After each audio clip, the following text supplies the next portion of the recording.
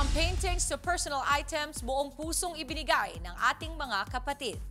Tulong yan sa gaganaping special live selling para sa Tulong Mga Kapatid Bayanihan Tayo Drive. Nasa front na balitang yan si MJ Marfori. Valuable artwork, personal items, at brand new luxury collection at gadgets.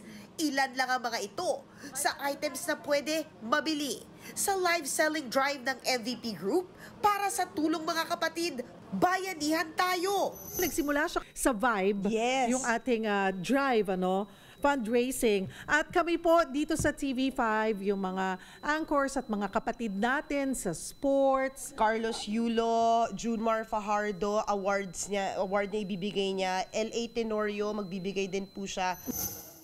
Si Papu Julius Babaw, ang panatang Jesus Christ artwork niya na siya mismo ang may gawa ang ibibigay. Bukod sa mid-condition items ni Mamut Tintin Babaw, may pa-freebies pa.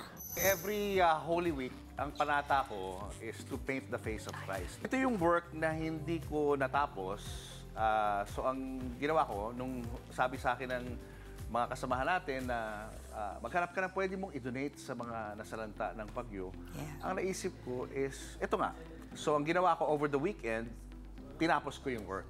Sasamahan ko siya ng t-shirt, ballpen, syempre note, a thank you note, at saka mug namin ni Papo, coffee mug.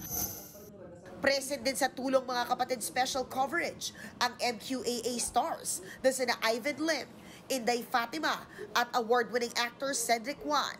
After ko ma-secure din safe yung family ko and also family ko sa Bulacan, sabi ko, ano yung pwede kong magawa? Ano yung pwedeng ma-extend ko sa platform ko as an artist? Gusto kong matutunan kasi talaga mag-gitara siya, kumanta. So binili ko siya super bago nito, 6 months ago lang. So, kaya medyo talagang super brand new pa siya. So ngayon dahil medyo busy sa pag-artisan, sa pag-hosting, hindi siya masyadong nagagamit. So sabi ko, kailangan ibenta. Tsaka feel ko, mas makakatulong sa mga kailangan. Yes po. Pwede rin po kayong magpaabot ng inyong mga nais ipabenta sa special live selling this Friday sa TV5 Facebook page.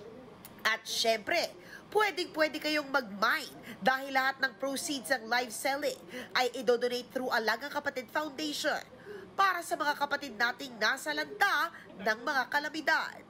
Nagbabalita mula sa Frontline, MJ Marfori, News 5. Mga kapatid, Dimples Romana po, maging maalam at may pakialam sa mga napapanahong issue at headlines. Mag-follow na po at subscribe na sa social media pages ng News 5.